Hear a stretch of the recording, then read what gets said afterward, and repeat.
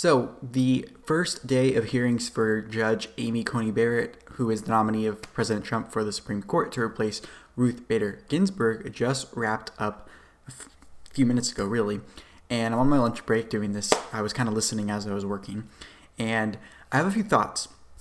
I want to share them with you to see and use this as a platform for you to share your thoughts as well without feeling like anyone's going to discount your side or not listen or block you or whatever. So anyways, as you're listening to my thoughts, if you have anything that you feel is important for you to share with me, leave them in the comments and I'd love to chat back and forth with you.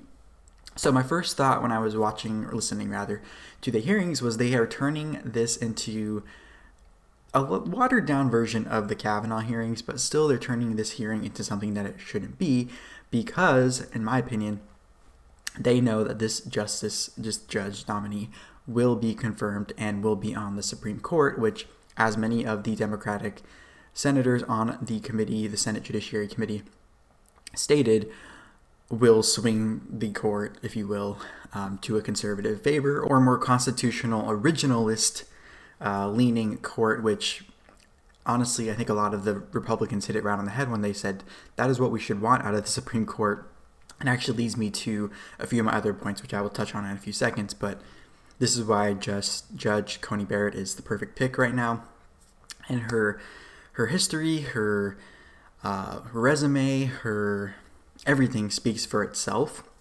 Of course, there are a few questionable things regarding some of her opinions and some of the things she's co-signed on regarding vaccines and the lockdowns as a result of the coronavirus. But that could be for another video, but I would recommend looking those up for yourself if you're concerned about those two things. But what mostly the Democratic side of the aisle were doing was they were imposing the fear tactics that they've been using in a lot of their campaigns for president, for Senate, for a lot of different things. And fear tactics as far as the Affordable Care Act, or Obamacare as what it's known for a lot of people. And they were imposing these fear tactics of, if this judge gets confirmed, your health care will be gone. Your right to choose what you do with your body will be gone. Your religion will be in question, or you won't be able to practice whatever religion you want. When in reality, I think it is the actual opposite of those three things. So I thought it was interesting that they would exploit their constituents, and in some cases exploit not even their own constituents, to push this fear tactic narrative when it's not necessarily the case. When in reality, the Affordable Care Act would just be partially taken apart as far as the things in it that are unconstitutional, which is the problem because in order for these Democratic senators and the Democratic Party to enact a lot of what their platform stands for, they have to do things that are unconstitutional, or they have to completely change the laws in order to enact them, which this judge, soon to be justice, is in the way of that, and especially President Trump being associated with this justice and what he wants to do as far as being also a constitutional originalist. So I think it's very interesting that they chose to do this. I'm not really surprised, but I think the American people are seeing through this. And one thing I will say, it was really weird. One of the Democratic senators, I don't remember who it was touching on the fact that they don't want justices or judges legislating from the bench. But in reality, the reason that we have even the conversation around justices and judges legislating from the bench is because the legislator, Congress, meaning the Senate and House of Representatives, not only federally but state-wise, have failed at doing their job to legislate. And what it has done, it has placed pressure on these judges and justices to legislate from the bench, especially if the qualifying questions and the hearings are focused on securing and ensuring that these nominees are going to promise that they're going to legislate in a certain way or give certain decisions, not just based on what they're given at the time of having to make a decision, but before they even see what they're going to see on the bench.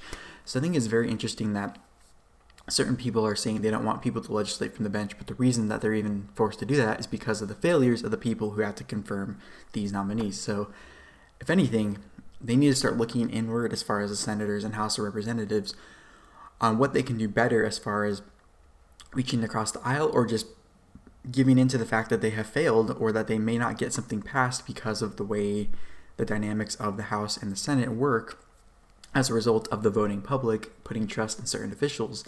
That is why we have the system of government we have. And I think it was Ben Sasse from Nebraska who was really, really good at simplifying this for the American people, knowing that there are people watching of all ages, of all different backgrounds, of all different knowledge regarding government, some maybe less, some maybe more, and bringing it back to kind of an 8th grade standard, which is we have 3 branches of government for a reason. The legislative branch makes the laws, the executive branch enforces the laws, and the judicial branch applies the laws, and it needs to get back to that. And I think soon-to-be Justice Coney Barrett will help us get back to that original intent of 3 branches of government and the separation of powers and checks and balances that have made our republic what it is for so long. And we need to get back to that, especially now when we see the results of that not being the case for decades. So I think that was really important. Now I want to get into a few noteworthy moments I saw and that I noticed throughout as I was listening to the senators give their opening statements, and mostly in regards to, I'll just say the ones I was thinking. But anyways, so the first thought I had thought of was Senator Cory Booker, who is from New Jersey, I believe, and it was interesting to me because he seemed to be off his game a little. He is someone who is known for his theatrical performances in the Senate, and he does a really good job at it. Some would compare him to former President Barack Obama, who was also a senator. And I think Cory Booker was off his game today. I'm not going to lie. He was stuttering a lot. He seemed like he hadn't really proofread or read over his comments or statements before reading them live during the hearing. And in 2018, he was a star in that. I mean, a lot of the senators who were on this committee in 2018 who were questioning now Justice Kavanaugh, they rose to prominence nationwide that even, in my opinion, sparked their presidential campaigns only a few months after those hearings. So it's interesting to see them kind of, in my opinion, flustered or they know they're on the defense, it appears. And it's very clear through their actions and through their nonverbal communication and their preparedness that they're kind of scattered all over the place. So that was my one thought.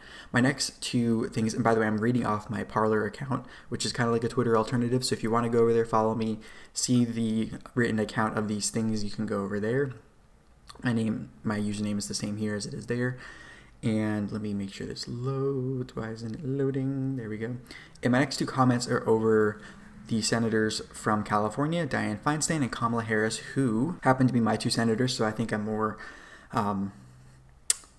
aware of what they're doing, or have more personal stuff at stake, I should say. I don't know other way to say it, but mostly my comments are regarded to Kamala Harris. But Senator Feinstein has in the past, in other confirmations of Amy Coney Barrett, has not been the most tactful and has actually been criticized a lot for her comments regarding Amy Coney Barrett's religious beliefs. So first I said about Kamala, who during her opening statements really touched on the fact that it was an unsafe environment, and that's why she wasn't in the room, even though she's been in the room, for what I remember, pretty recently. But she's also the VP candidate with Joe Biden on that ticket, so she hasn't really been in the Senate, and she hasn't really been at her home state of California that much in the past however many months she's been running for either president or vice president. So to me, she's kind of just one of those people that's just looking for another leg up, similar to the way President Obama did, which I believe he was only a senator for not very long before he started running for president. So anyways, I wrote, quote, if Kamala Harris actually visited her nearly 40 million constituents in California, of which I am only one, she would see a majority of people have already weighed the risk of continuing on with life versus the risk posed by the coronavirus. The exploitation of this virus and political posturing is a tired, sad, lazy disservice to the people of California. Along with Senator Diane Feinstein, Senator Kamala Harris is a stain on the reputation of California in the United States Senate. And to be completely honest, I stand by that 100%. And I think it's a problem to me when people they get into whatever their office they are and they're already looking for the next step instead of fulfilling their duty in their term for whatever term they are. And this is the problem with what I would call career politicians, is they're just looking for the next step up as far as being a politician and then collecting the checks and pensions afterwards without really doing the best work they can in their current position. And then my other thought was a quote that Kamala Harris said, and she said, quote, "The right to a safe and legal abortion." And I thought this was alarming. Now, it was kind of said in passing along with a big group of things that she was saying that she feels like this judge will be putting at stake as far as things in your life you'll have the choice over. And my interpretation of this quote, which is what I said on my Parler account, is that she's saying the right to a safe and legal murder, and I said I condemn my senator's words regarding the lives of her constituents in utero.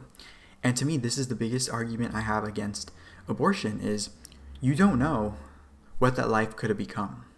You don't know who that person would become unless you give them the chance to be born. I mean, I don't know how you can argue against that. I mean, what's the difference if it's considered murder as soon as they come out of the mother? Why is it different then if they're the same baby, minus the fact that they're breathing oxygen outside of their mom's womb, than before, like seconds before they're in their mom's body? I just don't understand why it's not a universally recognized thing that murder is murder. I never considered that some murders are more justified than others, or some are okay and others are not. I thought we were in the camp and in the world of justice for all, liberty and justice for all, life, liberty, and justice for all. I thought that's what we were trying to push for. So to me, that doesn't really make sense. And also, we need to stand up for these lives that don't have the voice as far as the ones in utero, because they don't have, like I said, they don't have the voice. And by the way, when you make the argument of this is the mom's body, it's her choice, well, unfortunately, once you are pregnant and you have someone else growing inside your body, it's not only your body. So that argument to me falls flat in regards to abortion. Of course, I support a woman being able to choose what she does with her body, what she puts in her body, as long as she's not growing another human in there. And I think that to me is the line that is drawn. Once you are pregnant, that is where it is no longer just your body. Now, as far as things you do before you are carrying a child that may affect that child, that is the part where I think that's the part that I feel like is where you have that choice, and you should know the risks that you may be imposing on your body, if you know that there are risks in the future if you carry a child, because that is, now that we know the science, things you do leading up to your time before you become a parent, there are things that affect your health that could affect your baby's health once you are pregnant. So, but I don't think that justifies you killing your baby inside your body. So anyways, we'll leave it at that. But I thought that was an interesting take on, or interesting part of the whole hearings of day one.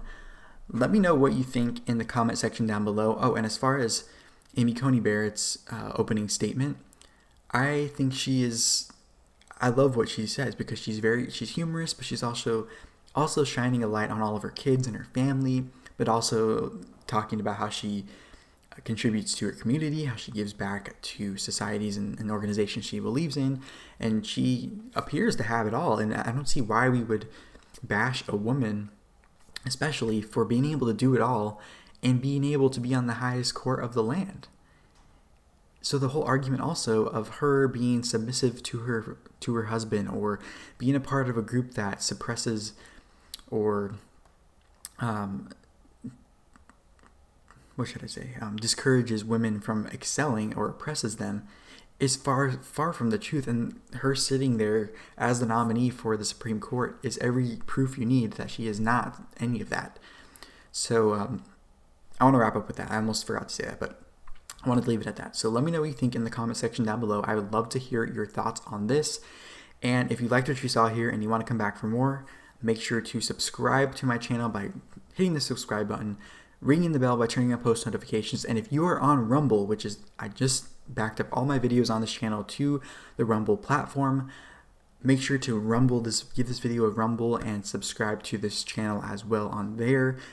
And I would love to hear and see you over there as well, because we know leading up to the election, a lot of people could get wiped off of YouTube. So anyways, and last but not least, if you haven't, give this video a thumbs up, or if you're on Rumble, give it a rumble. Make sure to do that. So thank you so much for joining me, and I will talk to you in the next one. Bye-bye.